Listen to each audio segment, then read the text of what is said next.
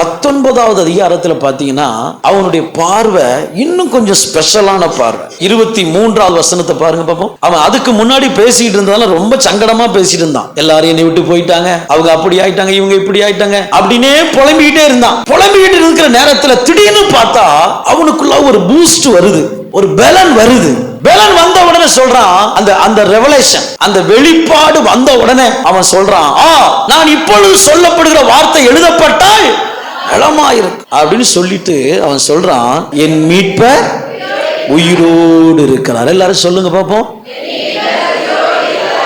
கவனிங்க, சந்தோஷம் ஆசீர்வாதம் வரும்போது மாத்திரம் இயேசு உயிரோடு இருக்கிறார் என்கிற விசுவாசம் இருக்கக்கூடாது.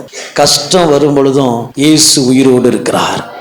பாடுகள் வரும் பொழுதும் இயேசு உயிரோடு இருக்கு. நம்ம விட்டு எல்லாரும் வெளியே போகும் பொழுதும் இயேசு உயிரோடு இருக்கு. நம்மளை கண்டு பயந்து ஒடுங்கி ஒளிச்சுக்கிட்டு இருந்தவங்க நம்ம கொஞ்சம் கஷ்டப்பட்ட உடனே நம்ம தலையில ஏறி மிதிக்கும் பொழுதும் இயேசு உயிரோடு இருக்கிறார். ஆமென். இந்த சிந்தை நமக்கு வரணும். எதுக்கு தெரியுமா? ஆண்டவர் 2 மடங்கு ஆசீர்வதிப்பார். அந்த ஆசீர்வாதத்தை பெறுவதற்கு தான் இந்த விஷயம் நமக்கு வரணும். இயேசு உயிரோடு இருக்கிறார். கஷ்டம் நஷ்டம் பாடு பிரச்சனை அவமானம் நிந்த நெருக்கம் என்னென்ன ப்ராப்ளம் வரும் பொழுதும் நீங்க ஒரு இடத்துல உட்கார்ந்துக்கிட்டு நீங்க சொல்லணும் ஒரு கோரஸ். என்ன கோரஸ் தெரியுமா?